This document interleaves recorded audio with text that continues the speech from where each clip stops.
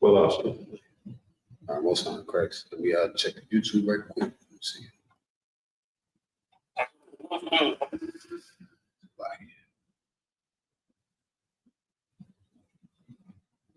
Shalom, Israel. Bear with me. Bear with me 1 second.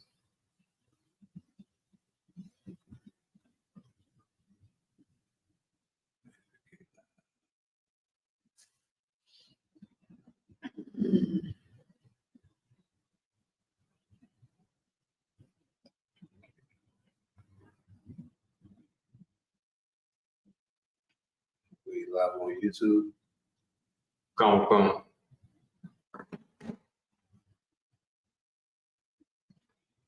In one class, right? Come. Okay,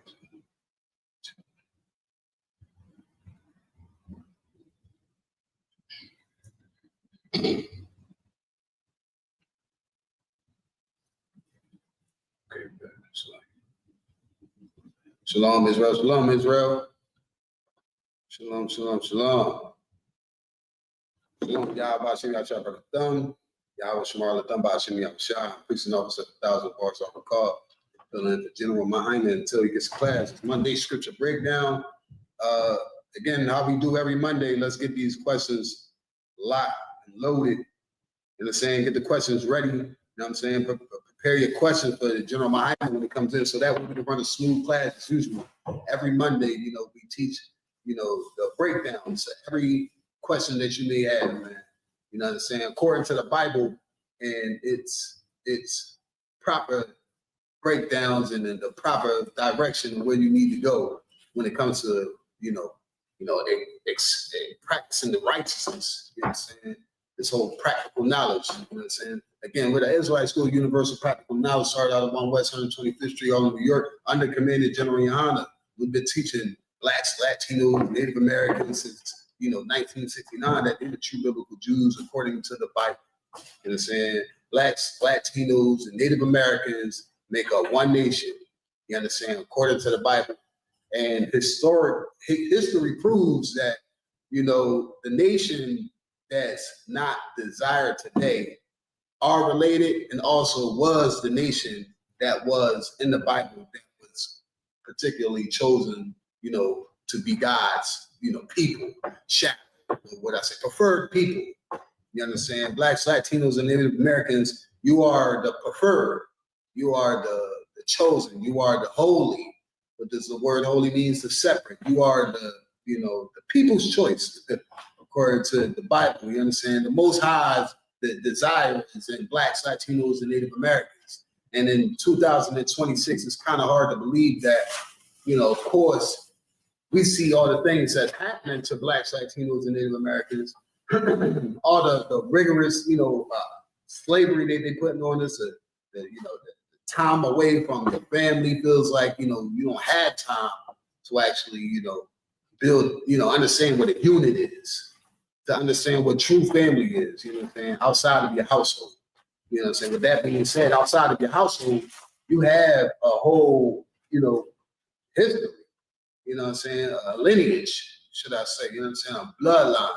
And again, in 2026, we don't think that, the days of ancient, right? You know what I'm saying? According to the Bible, like these days are gone. They think the people in the Bible vanished from the earth. They don't think they exist here no more. They think that, I don't know, when what happened to Noah, they think that we all drowned or they just forgot. You know what I'm saying? But there are people who consider themselves God's chosen people today. Do we know who they are according to the Bible? Do we know who they are according to the Bible? You know what I'm saying? Like, there are a nation, a nation of people who consider themselves God's chosen people. We have an idea of who we speak of. I give you, of course, I think you know something. Now, let's go. Let's hear it. Go ahead.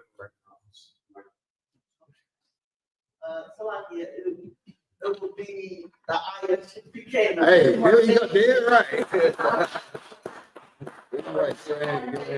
They're right. This is the true nation. We are God's chosen people, blacks, Latinos, and Native Americans, man. And according to the Bible, that's what the Lord established to have the law, you know what I'm saying, to have the rulership, you know what I'm saying, to be again the shadow, the representation of the Most High. Because today it's a series of you got religions, all different type of philosophies and things that just it confuses the majority of people, especially blacks, Latinos, Native Americans. Good night. We believe in everything else except for God and the Most High. You know what I'm saying? The Christians believe that they believe in the Bible. Everybody like to speak of the Bible, but they don't necessarily follow it. You know what I'm saying? In order to be able to, see these, understand these dark secrets and these metaphors and the things that are hidden. You know what I'm saying? Because technically they're hidden from the outside nations, meaning everybody else outside of Israel.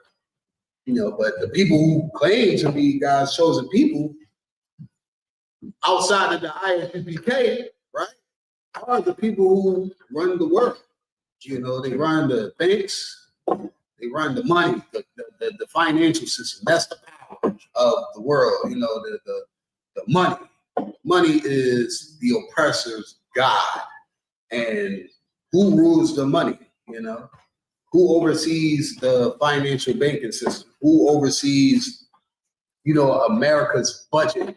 Who oversees, the trades? You know what I'm saying? We still got to have the money to trade with other countries and, be able to get resources and things that we need, to rotate the system here in America. But all that is operated by people who are backed up behind the money. The people who run the world, their faces are on the dollar. You understand? And the richest of them all, who we know, today, are the so-called, not the I.S.U.P.K, we know we didn't hear it, but them so-called Jews, them Judaisms, and everything that has to do with the false narrative of God's chosen people. Those people, call themselves God's chosen people. We never looked at it like, oh, okay, you're God's chosen people. Nobody ever said that. They were always the ones who claimed that. You know what I'm saying? So outside of, us being the biblical identity, the relative identity, meaning relative to today, like how we say Christ is identified as a black man. Matter of fact, I'm gonna get that real quick because that is just so. That right there is the most important thing to every black, Latino, Native American man, woman, and child. You understand? People like to say, "Hey, color don't mean nothing. Color don't mean." I don't understand how we saying color don't mean anything. But then why do we do certain things when it comes to characters and identifying them? They don't say color matters when it comes to who runs the country. They tried to push Barack Obama in office because they wanted us to think because he was brown, he was down. Barack Obama wasn't even of the people of the Bible. You know what I'm saying? Not described as the people of the Bible. They say color don't matter, but color is in the Bible. And this is another lie that they like to push to try to, navigate us somewhere else. If you don't think that color is important, then you're not going to think what? The identity of the people are important. They'll say, oh, everybody, Africans, they love to associate themselves with being black. The East Indians, I never know till a couple of weeks ago that, them East Indians and Punjabs, 7-Elevens, they call themselves sand niggas. I ain't never heard that in my life. You understand? Like, I don't know where they get these terms just because they feel as though they're brown, that they're black. You know what I'm saying? And I know the term black means, literally is a color, but we are not classified as a color.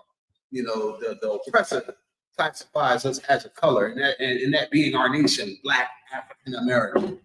But everybody likes to think that all is kinfolk ain't kinfolk. That's what I was taught. You understand? And there's a lot of people who have a misunderstanding.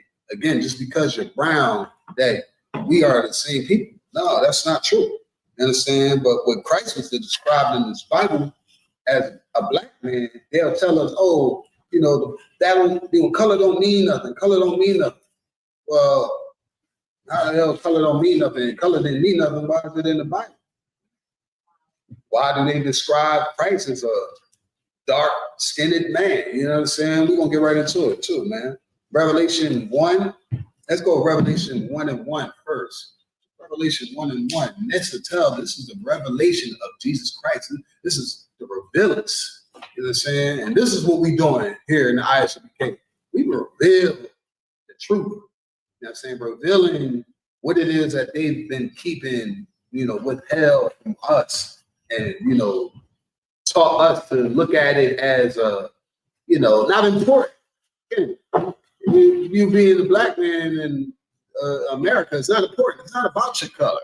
They'll tell you that. It's not about color. It's not about color.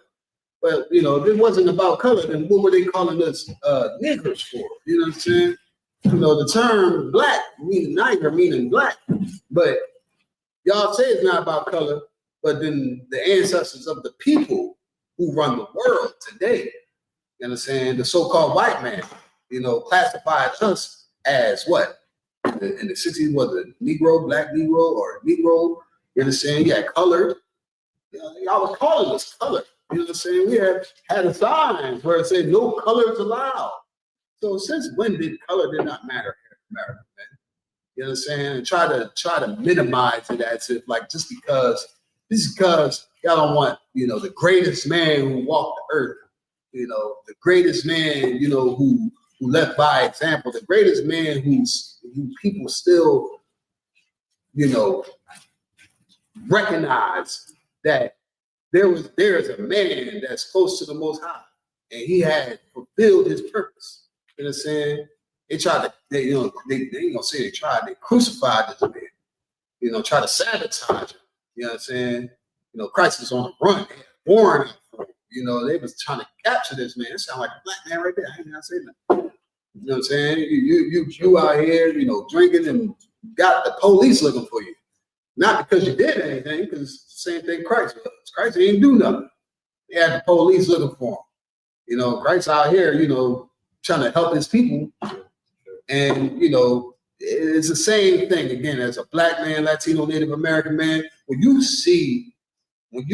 are able to see that these people, not only do they have a perpetual hatred towards you, when you see that this thing was set up systematically for us to not question anything, and that's the problem. Like, we don't question anything.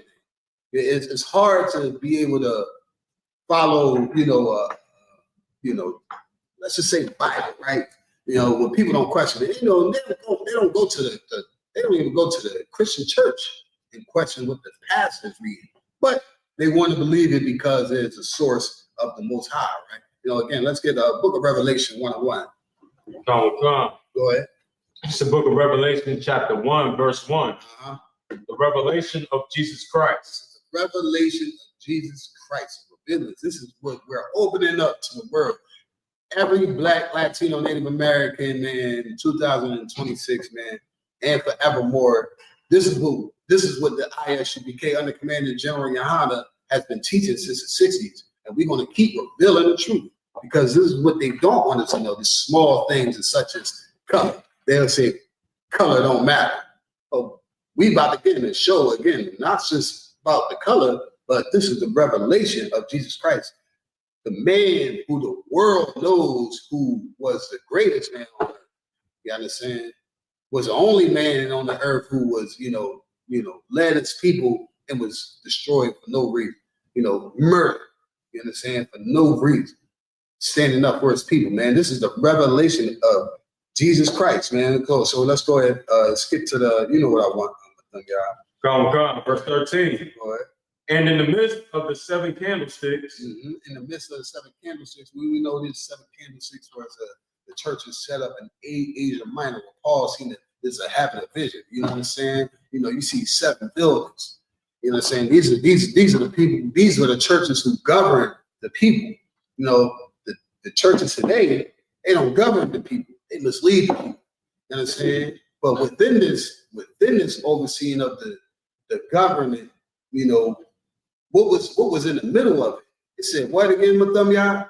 and in the midst of the 7 candlesticks, In the midst of it was in the midst meaning the middle. You know, like you see the seven churches, but in the midst of it, which means inside of it, in the middle. You understand? It's something that's being seen. The crazy part is everybody would say, you know, the Christian churches, they'll say, this is God's house. This is God's house. You know, this is God's house. And how do we know that the Most High is not within the church? How do we know that the Most High is not in the midst of the churches? What is just some examples? Not. For example, one of them is they leave the laws done away with. When Christ kept the law. Damn right. Give her a hand. Damn right. You know, they believe outside, you know, outside of the midst. They don't believe what the church actually teaches, what the school provides. You understand? As a school, church meaning the school, they don't believe what Christ taught, saying that, you know, the law is done away with. How can you say that next to Christ? You know what I'm saying? In the midst of Christ, you're going to say the law is done away with?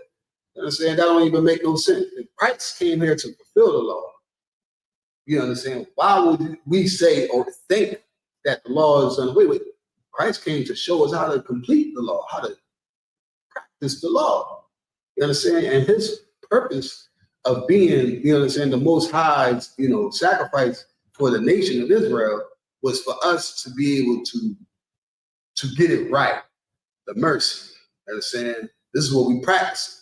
But in the midst of it, how can you say the churches how can they say that they believe in the Most High when they want to get rid of the law? That is not in the midst of the Most High's law. You understand? Not under the Most High's, you know, eyes, his teachings. You understand? Paul see it in churches, you know, where we learn.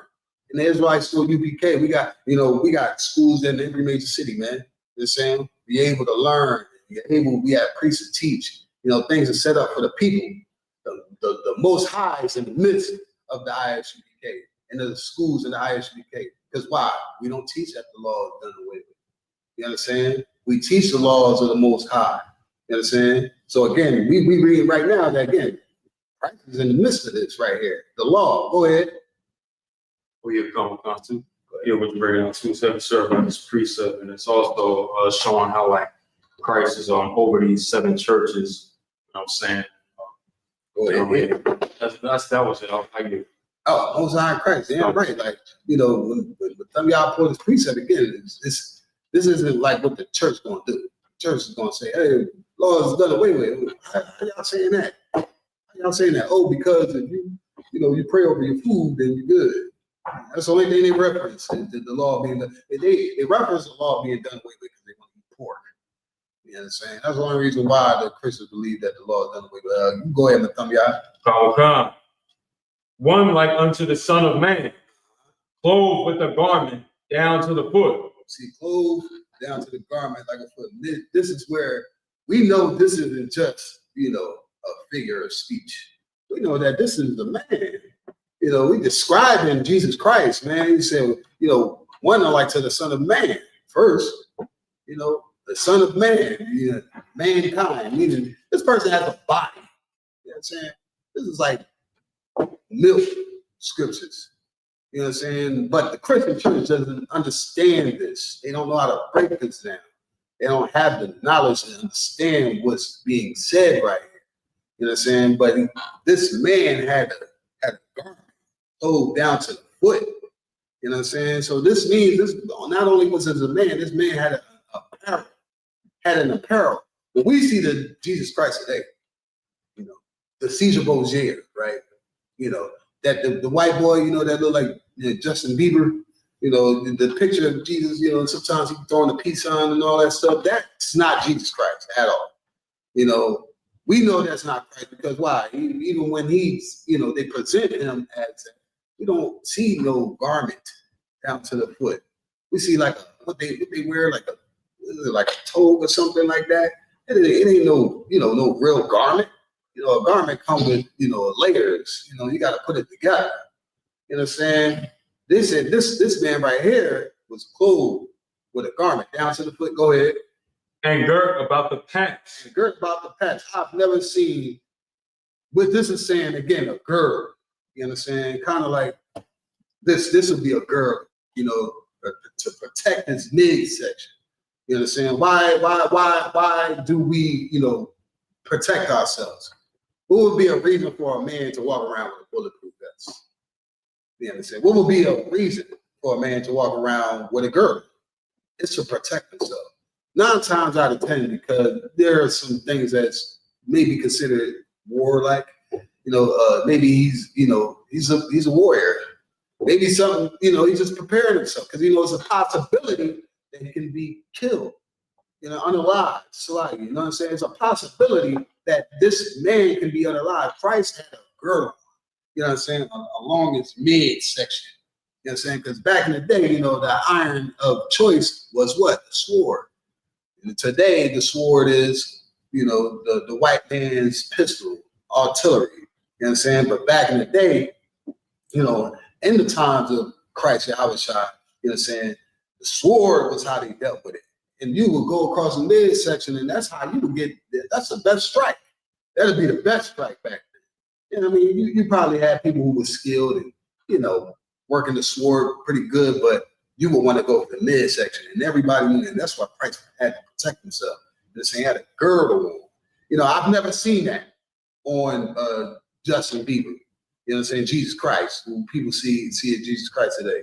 I've never seen that the identity that we're getting right now. You would not see that on the picture of the oppressor claiming to be Jesus Christ. You understand? Read on with them, y'all. Come. And about the paps with the golden girdle. Not only was it just a girdle, you know, this was a golden girdle. Thing had a little weight on it. I'm pretty sure it had a little weight on it. He was, you know, walking around. This is showing right here. This wasn't just no regular man.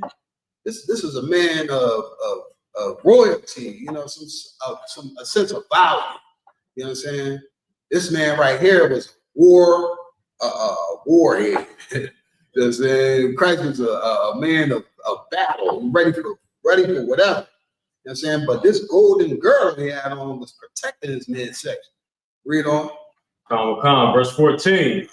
His head and his hairs were white like wool. See, in this right here, this is already chopping 75% off of what they present, you know, to us in America and all over the world who Jesus Christ is.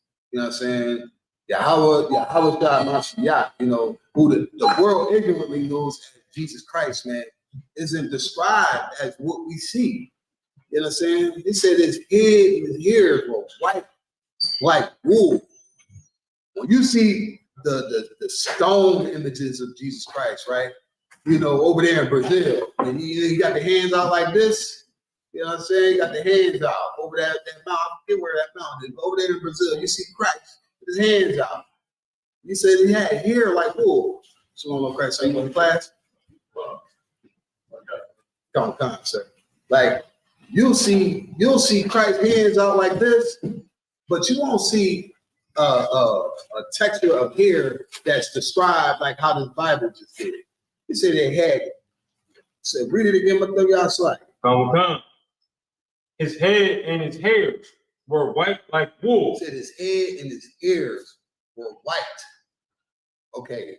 When you see that picture, that man that they got is painted as Jesus Christ. Again, I'm gonna keep calling him Justin Bieber. He got brown hair. You know what I'm saying?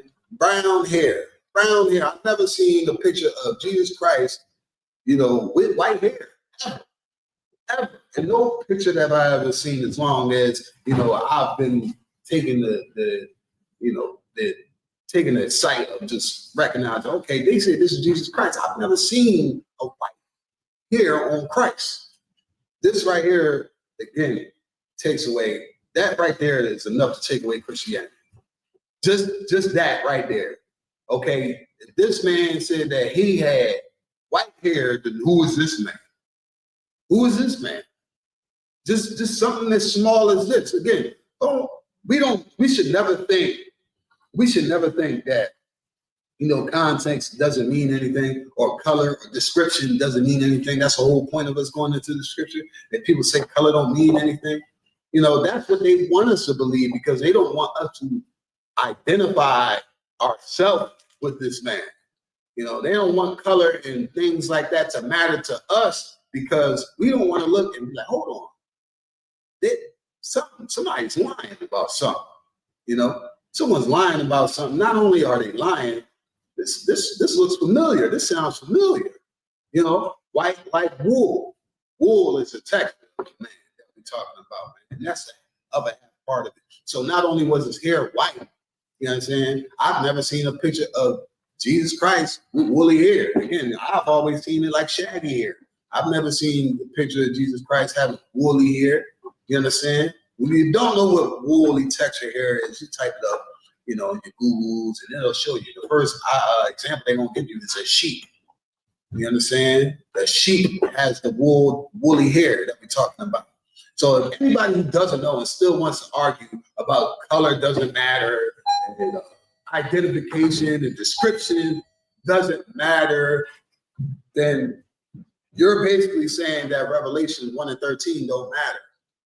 The revelation of Jesus Christ doesn't matter. You understand? The man who we consider our king.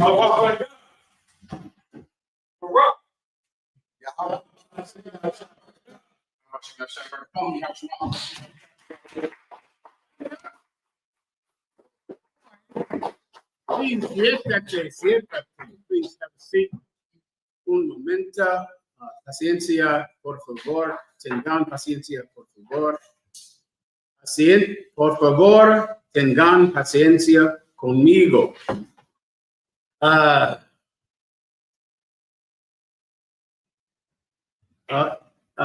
Nosotros somos la Escuela Israelita de Conocimiento Práctico Universal. Comenzamos en 1 Oeste Calle 125, Harlem, Nueva York, desde 1969, debajo del mando del general YAHANNA. Carnales, esta es la verdad.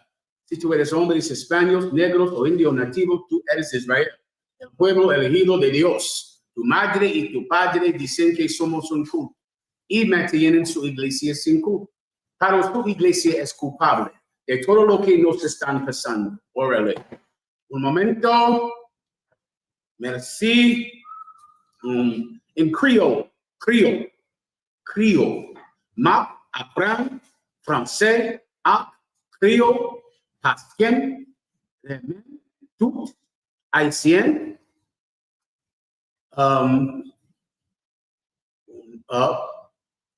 parler français. Les vrais juifs bibliques sont les noirs, latinos et américains.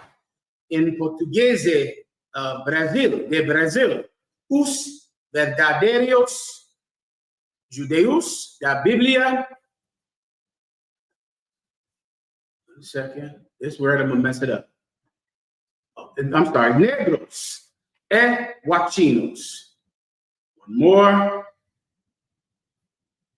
This is another français. Parler français. I'm sorry, I already did that one. Let me give you another one. It's the last one so I can practice it. Okay. Stand by. Nous sommes I.S.U.P.K.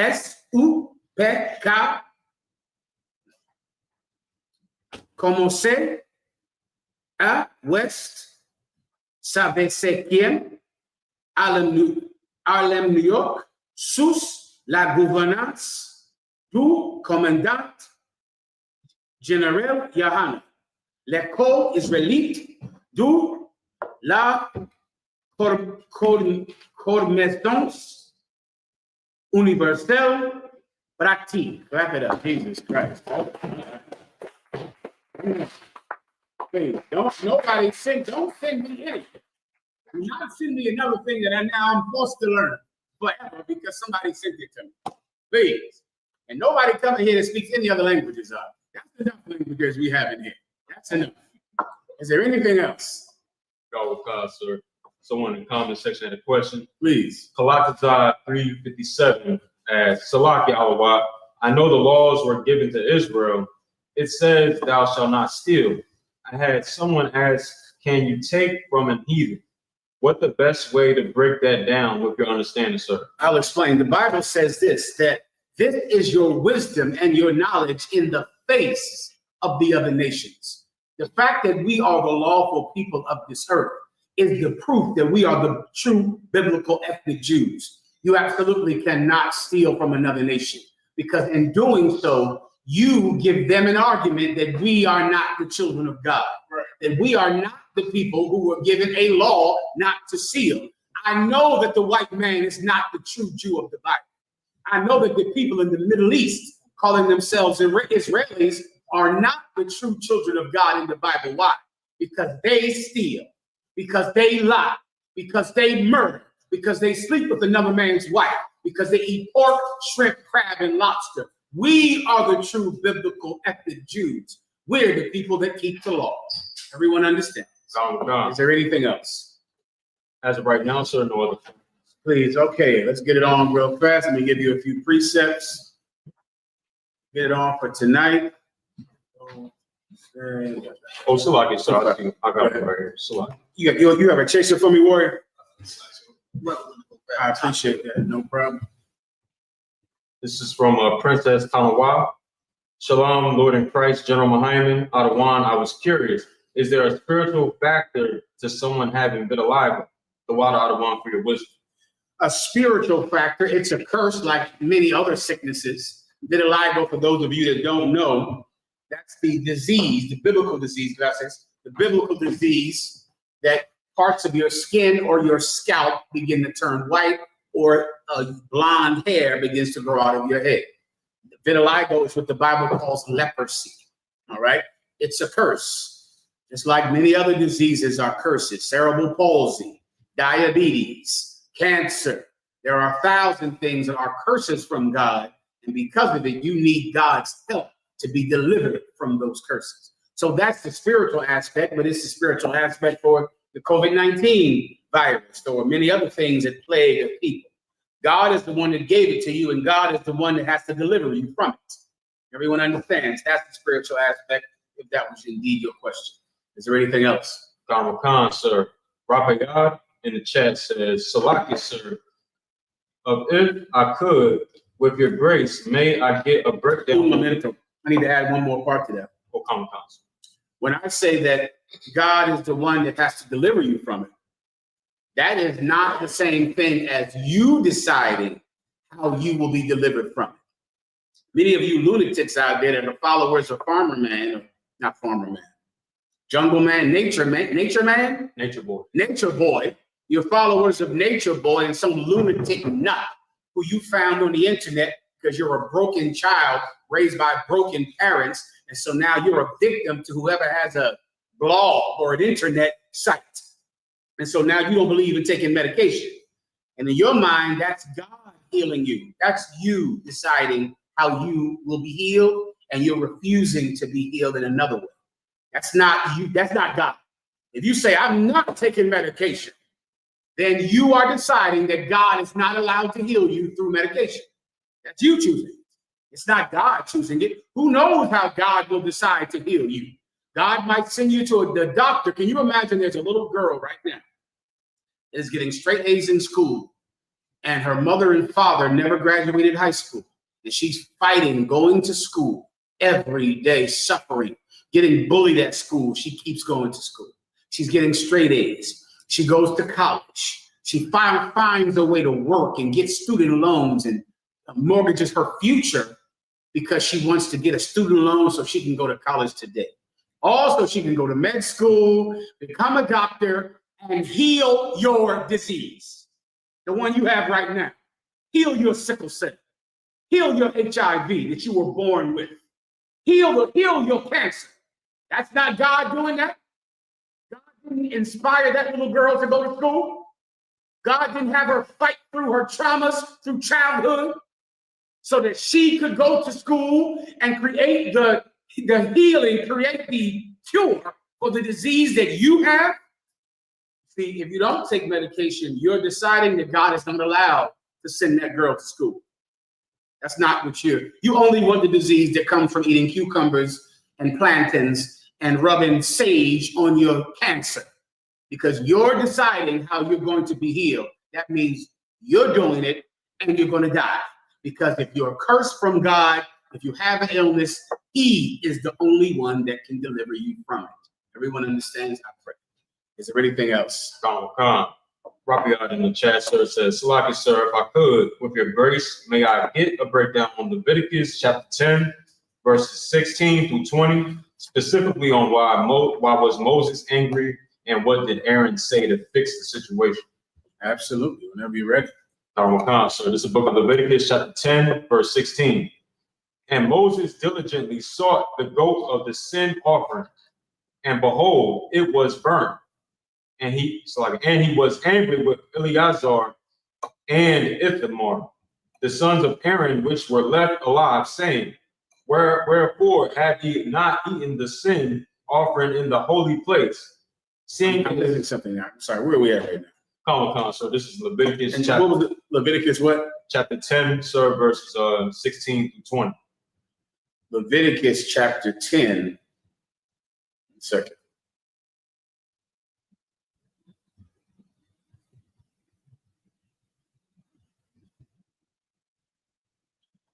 Bear with me. Leviticus.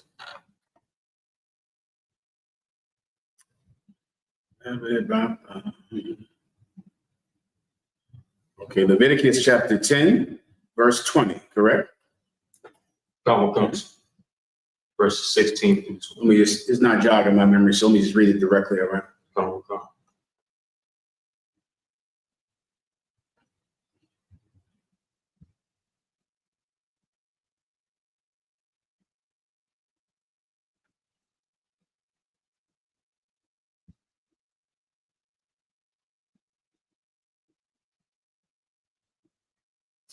It goes to 11, right? You get verse 10 and 11. Leviticus 10, verse 16 through 20. Bear with me. Okay, it seems like, one second. I'm missing something here. Leviticus 10 and what again? Verses 16. Oh, 16. Okay. Verses 16 to 20. I got you. Okay, bear with me.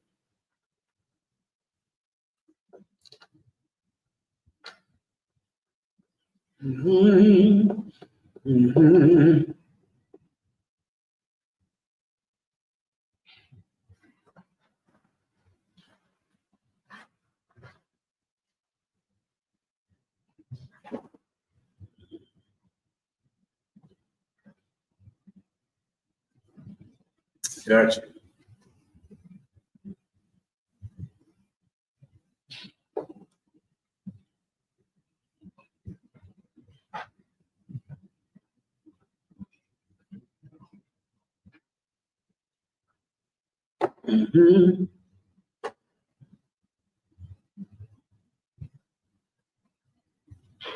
Gotcha. 16, bear with me.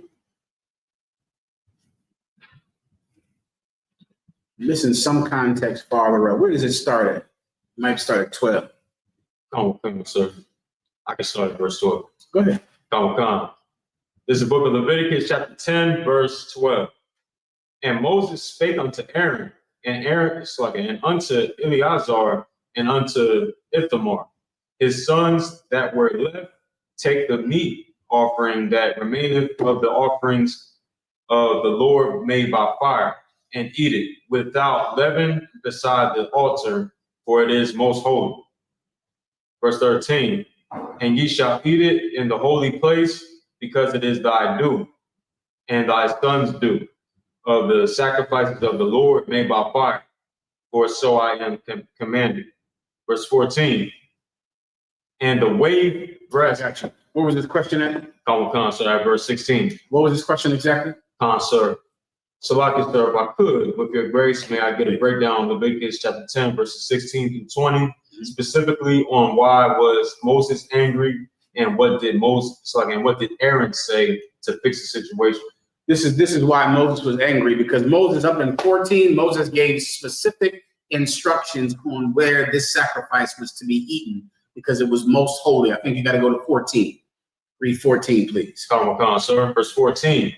And the wave breast and heave shoulders shall ye eat in a clean place. So this is I believe, a goat sacrifice, and they're told to sacrifice this. They're out in the wilderness with Moses. They have the tabernacle, which is a tent that the Holy of Holies is in, which is a sacred box that we, the Israelites, had at one time to put all of the memorabilia that God made a covenant with us in this box. And we would carry it with us and keep it with us, and then we lost it because of our sin. We kept it in a tent, and we made sacrifices inside of this tent. All right, continue. Thou and thy sons and thy daughters with thee, for they be thy due. So they be thy what? For they be thy due. Meaning you and all of your family, you eat this. And he's telling them exactly what to eat. He's telling them exactly what to eat of these goats, meaning eat the shoulder, eat this piece, eat that piece. So imagine a butcher, which much of the craft of butchery comes from the Bible and from the Levites in the Bible. The apron, the hat, which is what we call a tam today, that chefs wear and butchers wear, that chef's hat. That's our tam that they, French people went into the Bible, saw how we cut up meat, how we divided meat, saw what we wore, and then they began to do the same thing. So he's given specific instructions on what to cut off of this goat and what to eat and where to eat it. That's to the brother's question. Go ahead. And thy sons do. That's their due, meaning that's what their due of that goat. That's their portion of that goat. Continue. Which are given out of the sacrifices of peace offerings of the children of Israel. Meaning what? Where did this goat come from? These goats come from the people who have given it to us.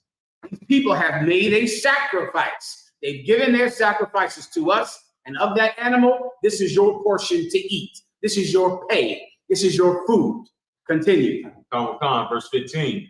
The heave shoulder and the wave breast shall they bring with the offerings made by fire of the fat. Paul said, he that worketh of the altar shall eat of the altar, right? Which is also what tithes is. Tithes is money that you give the priest. These sacrifices are direct meals that you give the priest. Continue. To wave it for a wave offering before the Lord. So now you take it in there and you show the Most High that the people have given you the sacrifice.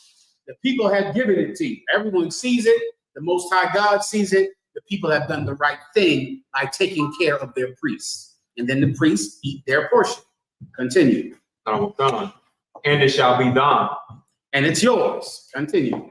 And thy sons with thee. And your sons also can have it. So you'll die, your sons will get over. This will be their portion of meat that they're allowed to eat. Everyone understands. Go ahead. By statute forever. This is how it's going to be forever. Continue. As the Lord hath commanded. Continue. Verse 16. And Moses diligently sought the goat of the offering, of the sin offering, and behold, it was burned. So now, after he gave all this order, he looked and he sees that these fools burnt this offering. They did not eat it, they burnt it. He diligently looked for it, and he sees the ashes of it. He says, this is the same goat that I told you to eat. I told you where to eat it. I told you it was most holy, and they didn't do it. They did not do it. They just burnt the goat. Continue. And he was angry with Eleazar and Ithamar, the sons of Aaron, which were left alive. And he was angry with the sons of Aaron, which were left alive, because so many Israelites died in that wilderness. But these were the sons of Aaron who survived. They were alive. And he told them what to do, and they did not do it. They, instead of eating that meat, they burnt it. Continue. Verse 17. Wherefore have ye not eaten the sin offering in the holy place? Read that again. Wherefore have ye not eaten the sin offering in the holy place? Now you know why he was angry to the brother's question. What was he angry about? This. Why haven't you eaten the sin offering in the holy place? Continue. Seeing it is most holy. This was very holy. This was important. This was special. And instead of doing what I told you to do with it, you burned it. Instead of eating it in the holy place as I told you to do. Continue. And God hath given it to you to bear the iniquity of the congregation. Read that again. And God hath given it to you to bear the iniquity of the congregation. Why was he so angry? Because this is the portion of meat that you're supposed to eat. Why? To bear the iniquity of the congregation. You have to eat this food. Why? Because if you don't eat this food and you're a priest, what do? Who wants to guess? This is, I believe, getting to, if you want to know the spirit of the law, I'm going to explain now the spirit of this law. These brothers got this food, lamb's, goat shoulders. They were supposed to eat it. Instead, they burnt it. They didn't eat it. Moses was extremely angry. These were the sons of Aaron that were left alive. They should have eaten it. He told them to go into the holy place, this tabernacle, and eat it. Instead of eating it, they burned it, which now means what? Who knows? Someone online, give it a shot. If you could understand this, then you could understand why you absolutely are going to pay tithes to the Israelite school of UPK. You're going to do it. You're going to go give us the money that you've given other industries to make them thrive. You made drug dealers drive Rolls Royces. You made drug dealers drive Mercedes Benz. There's some 16-year-old that's driving a Hellcat with a $30,000 watch. You supported the drug industry. You supported every stinking, vile church in America. The preacher has a Rolls Royce. Commanding General YAHANNA doesn't drive a Rolls Royce. He doesn't have a jet. You make preachers, giving them the ability to have jets and Rolls Royces, and drug dealers have mansions and Rolls Royces and Hellcats and watches that cost $50,000. I see what's important to you. I see what you put value on because they thrive. They thrive. You priests, we're going to take tithes and you're going to eat those tithes. You're going to do it. These priests in here are going to get paid. Because if you take that pay and burn it, if you don't eat it, then what? Someone online answer the question. Concert. One said, Kid Sweeney, 8103 said they will die. Who will die? Who will die, Kid Sweeney? Another one said, DeVale Thornton says, they've broken the commandments. That's true. What's his name? DeVale Thornton. DeVale Thornton, that's true that they've broken the commandments, but that is not the spirit of the law. That's the letter of the law. That's exactly what it says, right? It says to eat it, and you have to do it because you were told to do it. But would you like to understand God the way Jesus Christ wants us to understand God? If you want to understand God like that, you're going to have to understand the meaning, the motivation that God has in giving this law, in giving this commandment. So I'll ask you again, if they burn this meal, if they burn this food that God has commanded that the people give and commanded that they eat, if they burn it, then what is going to happen? Read it for him one more time and give him a shot, then I got to move on. Come. Verse 16, and Moses diligently sought the goat of the sin offering, and behold, it was burned. How is he diligently searching for the goat of the sin offering? He goes into the temple and he says, did they eat the meat? Where's the goat at? Where's the goat that I assigned to feed these priests? I want the priests, the sons of Aaron, tribe of Levi, I want them to eat this meal. Where is it at? It's over here. They burned it. It's burnt up. They did not eat it. And he was angry as hell. This is what I told you, that this was most holy. This was most important. This was for you to eat in the holy place. You are supposed to eat of this temple. Paul said, they that service the altar shall eat of the altar. This is the precept he was referring to. This is why Paul instituted the tithes among the disciples of Christ, among the priests after the order of Melchizedek, because that priesthood supersedes the priesthood of Aaron. We absolutely are supposed to take tithes. We better. Because if we don't, if we burn it, if we do not eat this offering that the people gave so we could make an intercession for their sins before God, then what happens if we don't eat the meal that God gave us for being priests? Then that's all I can give you. Mathanya. Someone in the chat, top of Sorg, Howard said, the people will die. The congregation, because the Levites represent the people. Okay, you're not getting this point. Will the people die? Absolutely. Will they just drop dead from some magical curse? The people will absolutely die if they don't have priests. They're absolutely going to die. Did I just give it to you? I hope not. The people will die if these priests don't eat this meal. They don't eat the food that God set aside for them to eat. Made sure that they got their portion of this food. If they don't eat it, the people will die. Why will the people die? Because that's the reason that the priests have to eat it. Anything else? One more try. Come on. Yapa Shagyar said they desecrated the altar. Okay, y'all better get right, because I'm trying to teach you the spirit of the law. That's what this class is about right now. Sister, please let me give him the precept now. They'll stand by so I can think of this precept. Give me when Nehemiah came and saw that the priests were not at their stations. The priests were not at their service. It's in the book of Nehemiah. Nehemiah came to the temple and he saw that everything was overgrown. The temple wasn't being taken care of. And by that, he knew, that's all I'm going to give you. Okay, it's in the book of Nehemiah. If you can't find it, you got to tell me while I get the sister's answer. You got it, sis. With the spirit of the law, in this case, the obedience is better than the sacrifice, because when you rebel, it's a switchback. No. You want to think more. Okay, the law is very practical. That's all you need. That's the missing part in religion, one of the major missing parts, including hypocrisy and sexual deviance and lies. But religion is not practical.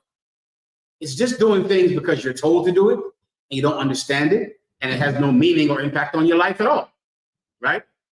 But the law, the Bible, is practical. That's all I can do for you. I can't do anything else. Let me get Barzal in the back. You got it. He might need to come up. Is it so that the priest can be available to the people? What do you mean by that? Get the camera on, Barzal. What do you mean by that, Barzal? As far as like, with the priest, I know like in certain instances, the priest don't have the time or the luxury again to not have downtime.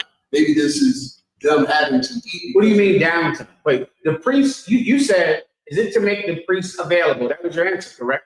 Now, why would eating this meal make them available? Barzal. So, whenever they're not eating. No. I was almost getting this Barzal. You're walking down the road. You're coming around the corner, but you're just not thinking practically. You ready? Let me know when you're ready. Tell me. Well, Moses set aside goat legs and shoulders for these men to eat. If they don't eat them, then how are they going to eat?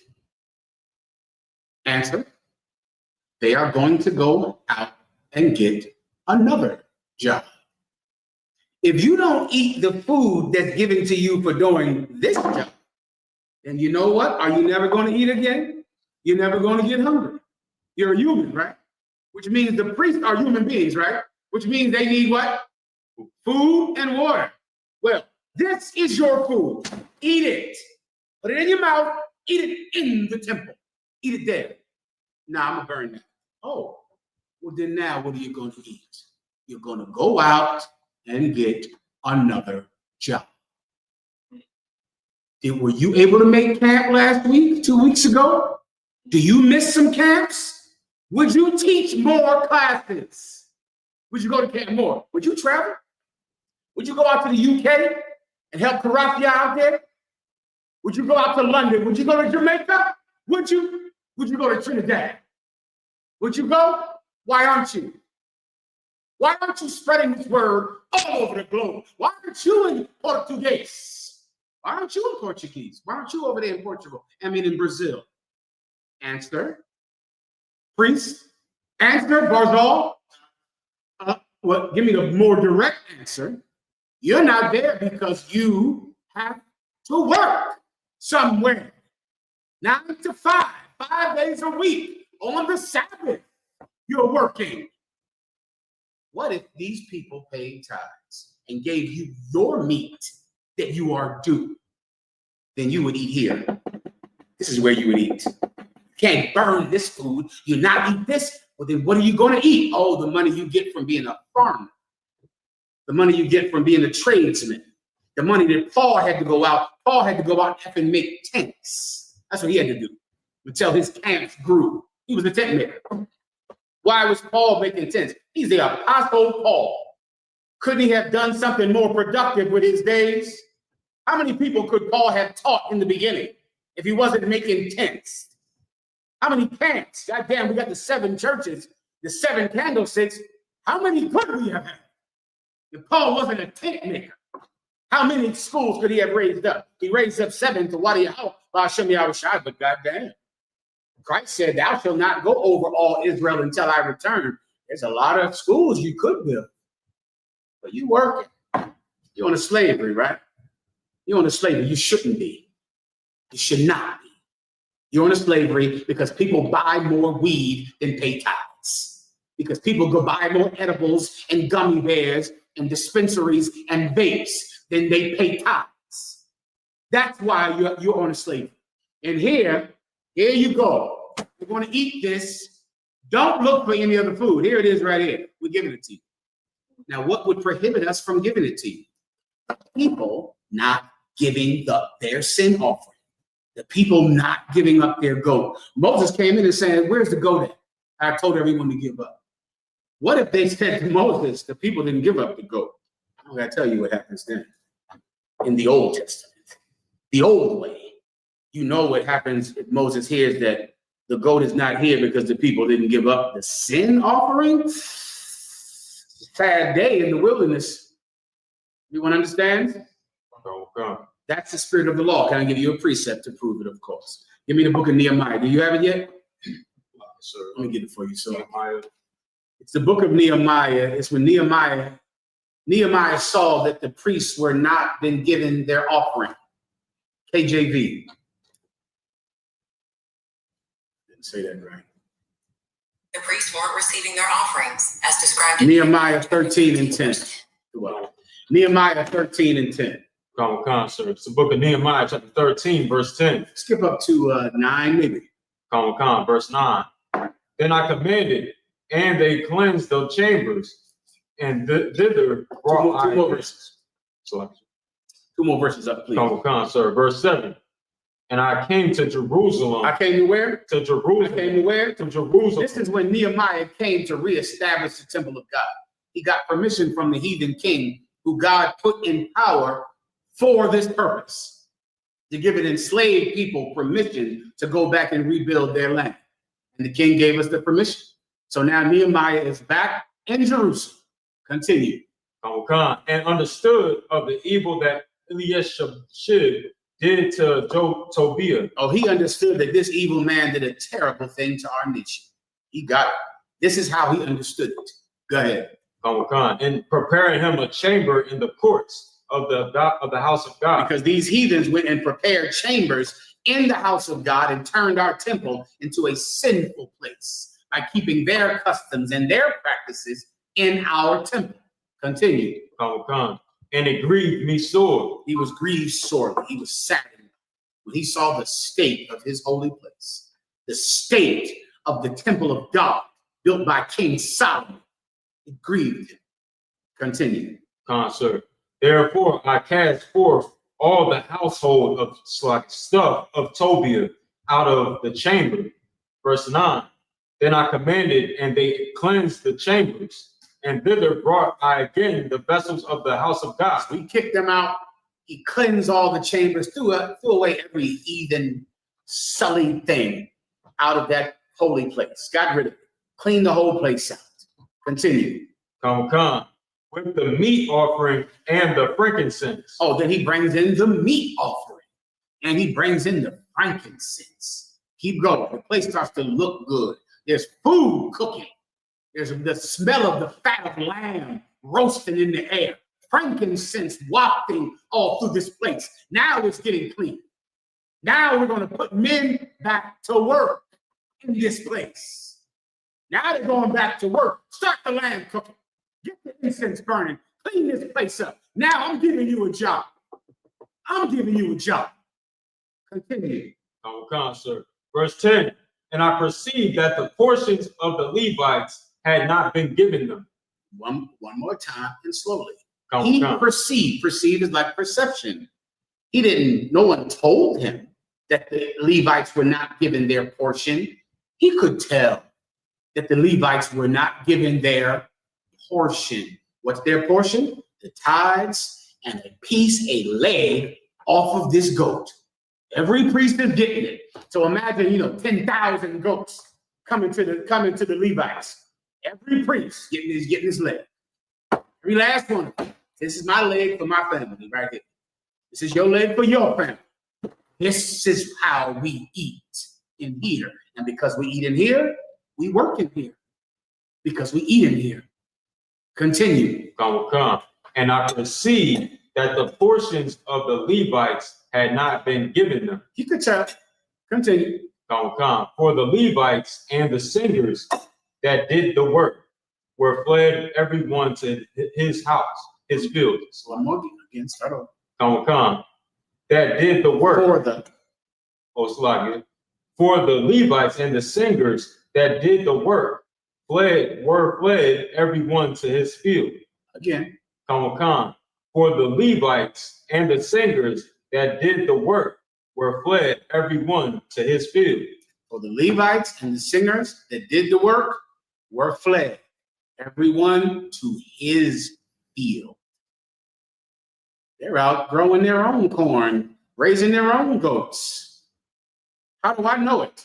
Because they're not in here. This place is a wreck. This place is a goddamn wreck. I know the Levites aren't getting their portion because they're out working. They're in their field, hoeing some ground, tilling the earth, raising up effing sheeps and goats.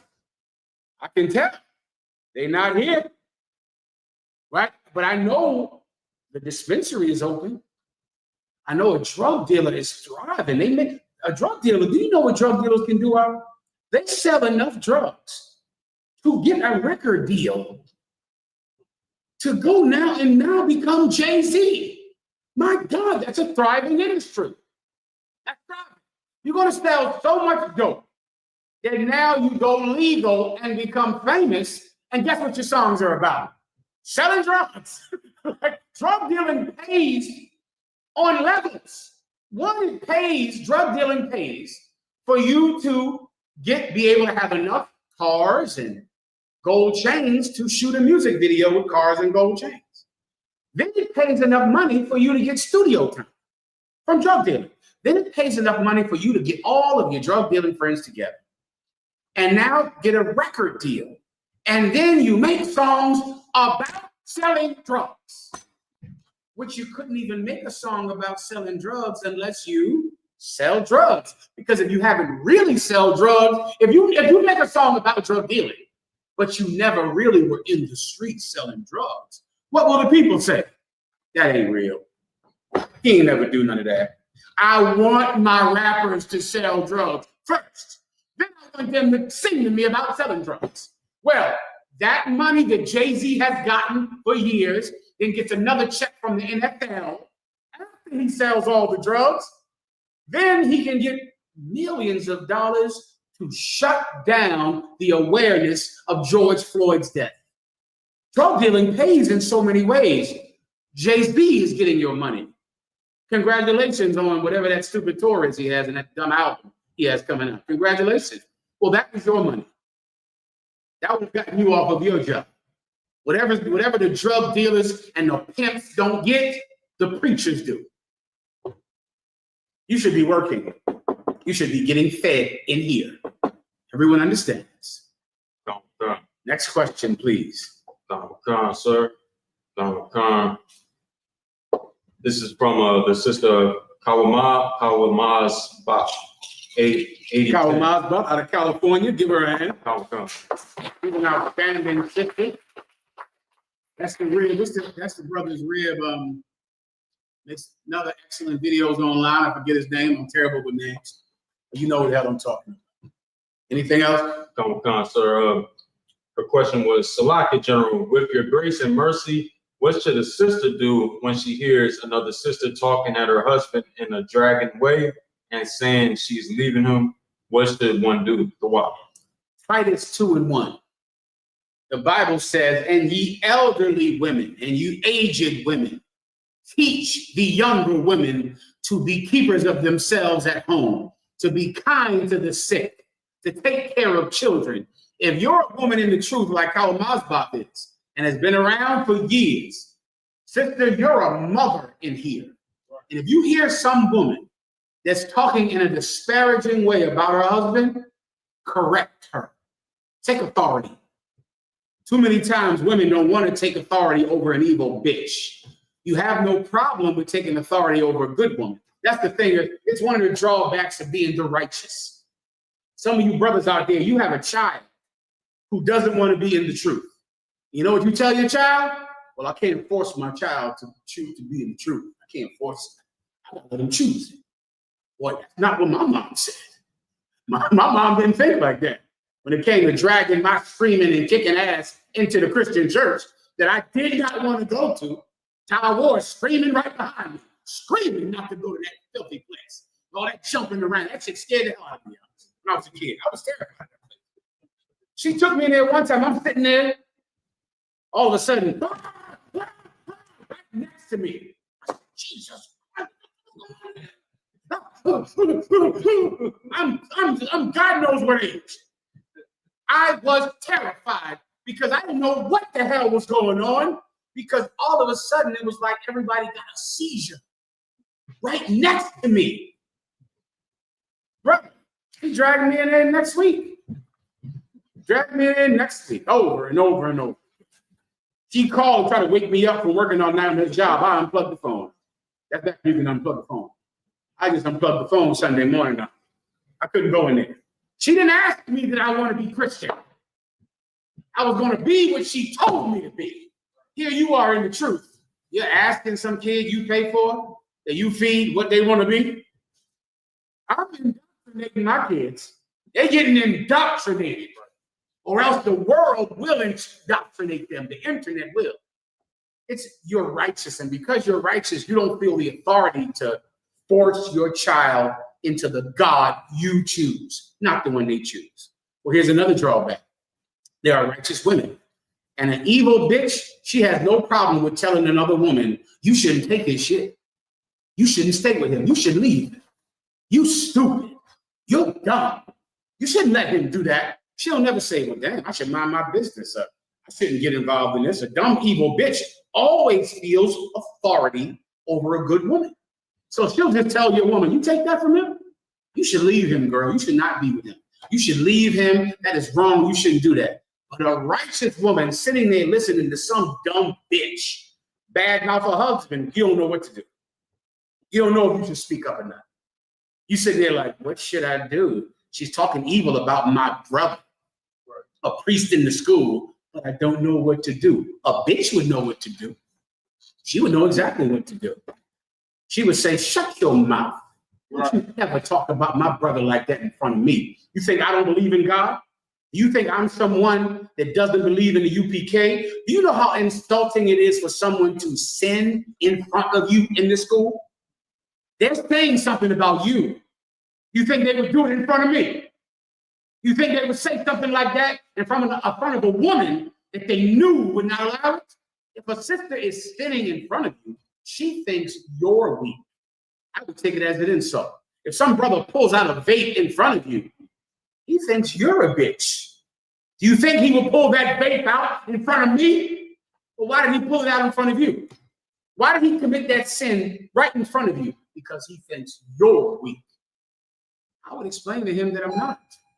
So I would create a teachable moment. I love those teachable moments where I can give out education to the unlearned and to the stiff-necked. I pray you understand. Eso entiendes. Is there anything else? Come, sir. Shadrach 23. Shadrach out of California again. Give him a hand. Shadrach, hardcore, one west, out of Brooklyn, New York, now in California. Go ahead. So like, I misread. It's like Lighthouse. Lighthouse, you're good too. I don't know who the hell you are, but I'm sure you're good. Give him a hand. Remember that Lighthouse? That sounds like a good Hebrew name. Lighthouse, if you ever worthy to become a priest in here or a trooper in here, that's a good name, Lighthouse. All right, go ahead. Sir. General, if I may ask, can I get a breakdown on Genesis 27:40? No problem, Mark. Absolutely.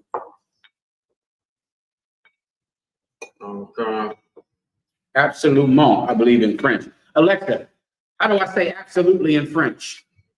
Absolutely. In French is absolument.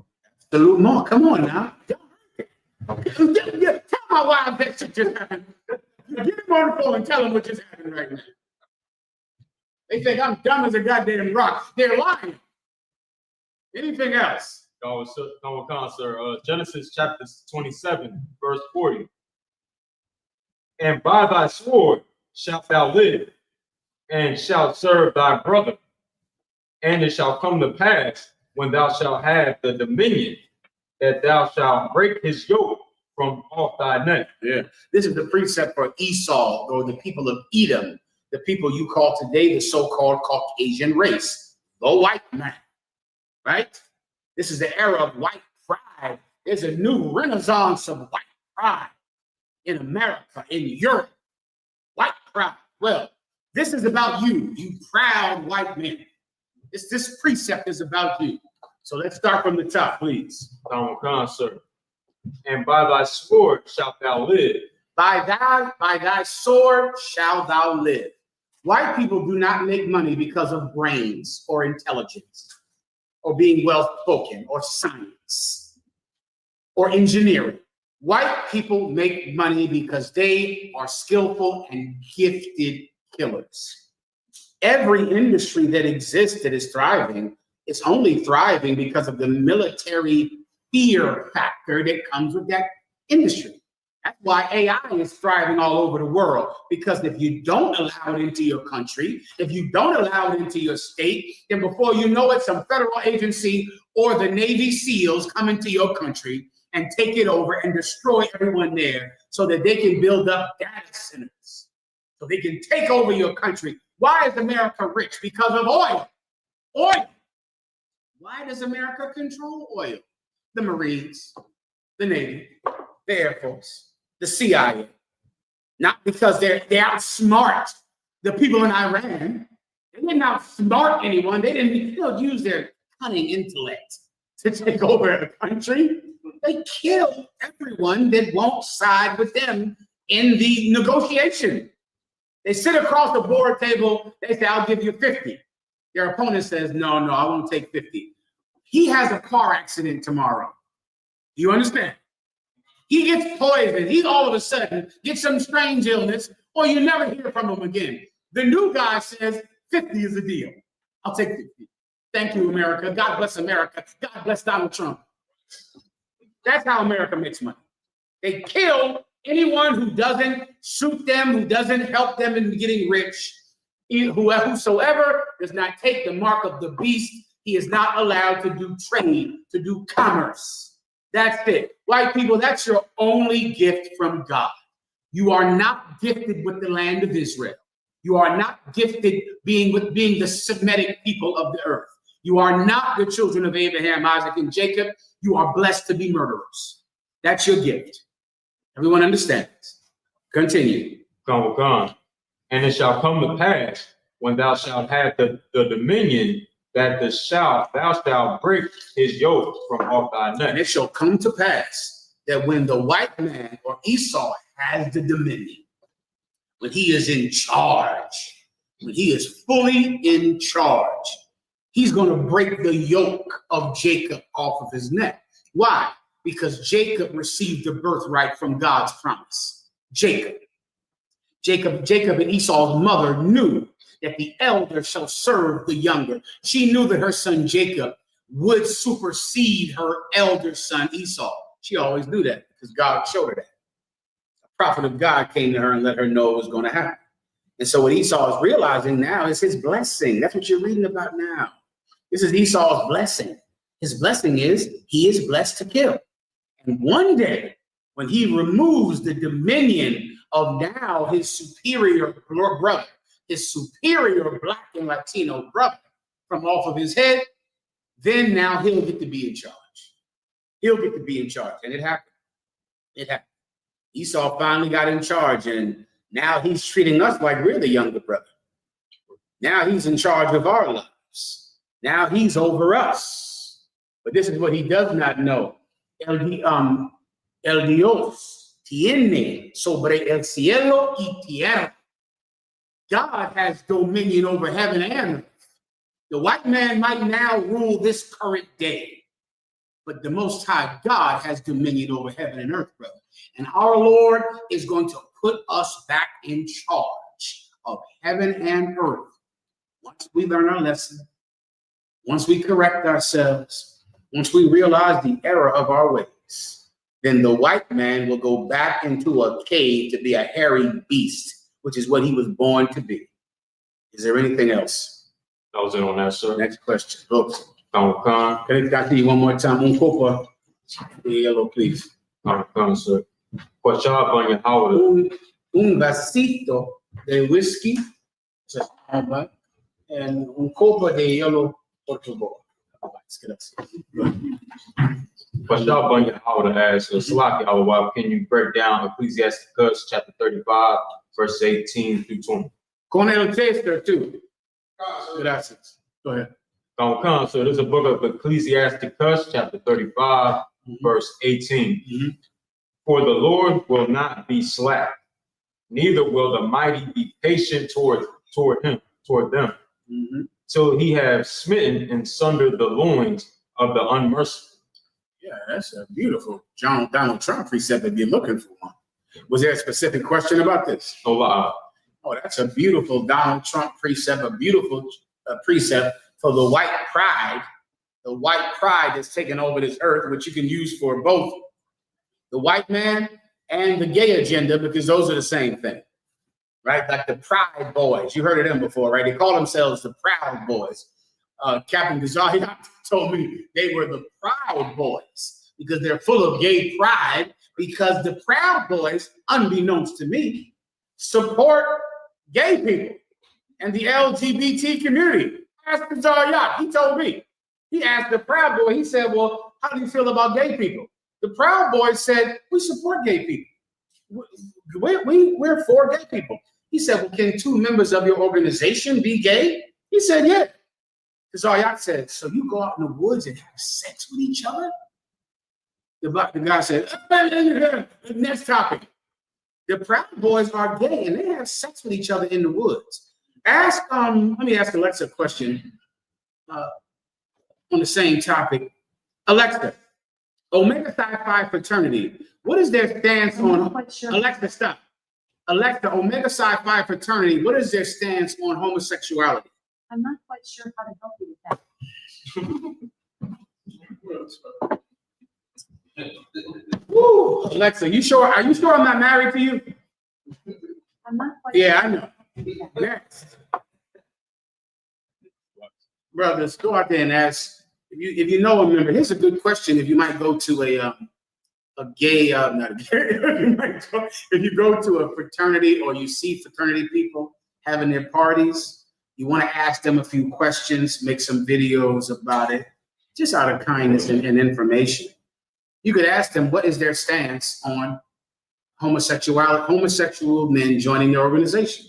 They're going to say, well, we don't discriminate against gay people. Then you could say, could people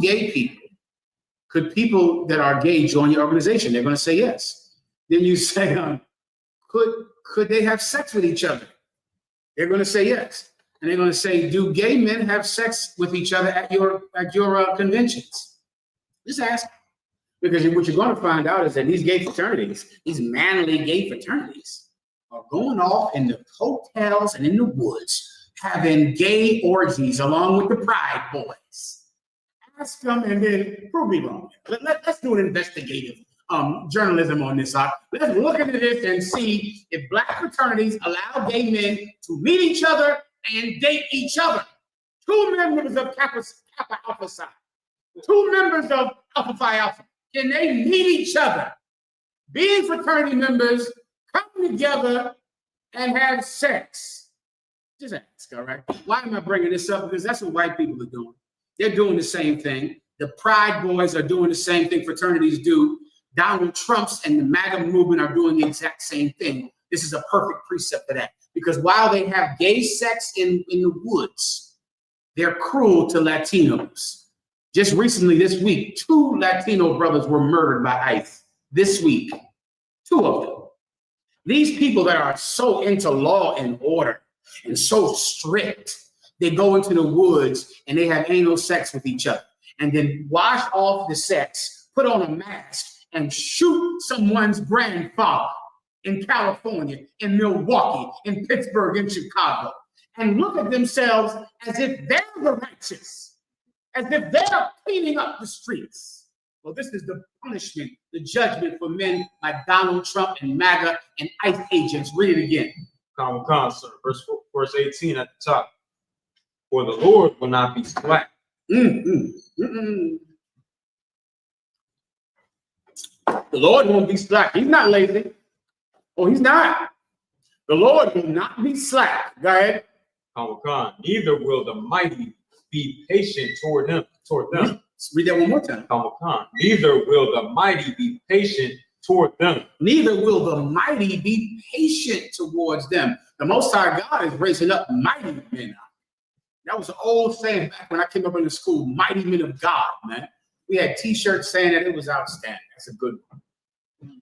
Mighty men are not going to be patient with you. What do you think? Everyone is going to just sit back and let you murder their abuelo? They're not going to do it. They're going to come into the U.P.K. and find the solution to oppression. They're going to find it. And they're going to realize that even though the white man is in charge of ICE, even though he has the federal government, el Dios tiene sobre el cielo y tierra. They're going to realize that God is the real one in charge, not Donald Trump. If I serve God, his power supersedes the federal government. And now God will show me what I have to do to gain control of this world. And I will decide what judgment is. And I will decide whether or not this little grandmother should die or whether the people that murder nations should finally pay the cost. But I have to change to be in that position. We realize that, and that's what this precept is about. Don't think God is slack. He's going to do it. He's going to make it happen. Go ahead. Till he has smitten in sunder the loins of the unmerciful. Until he has smitten in sunder. Smitten is to hit, and sunder is like in two. You crack someone's head in two. Until he has smitten in sunder the loins. The loins are your midsection all the way down to your crotch. Until he has split into, smitten into the loins of the merciless. You had no mercy, you gave no mercy, and you shall receive it. That's biblical prophecy, bro. That's worth giving up marijuana to see that day. To be able to be on the giving end of that kind of justice is, quite frankly, beautiful in my sight. And it's worth changing. It's worth giving up crime. It's worth giving up drugs to be able to be the one that God uses in such fashion. Everyone understands. Is there anything else? I think That said, pass the class over to Police Officer Barzon.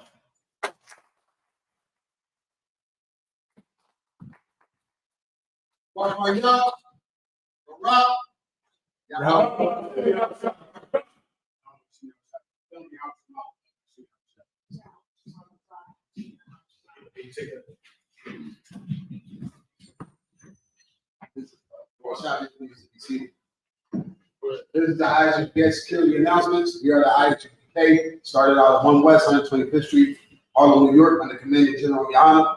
We're for new brother and sister. When a new brother and sister come to the school, they have off limits for 6 months. They are to be saluted only. They are here to shed themselves of the world and need transportation to teach for the rank. After 6 months, if a brother or sister has an interest in a particular person, he or she must get permission from the head to speak to the brother and sister. There's another 6 months in which the brother and sister will court each other. After this 6-month period, the brother and sister will get permission from the head to marry.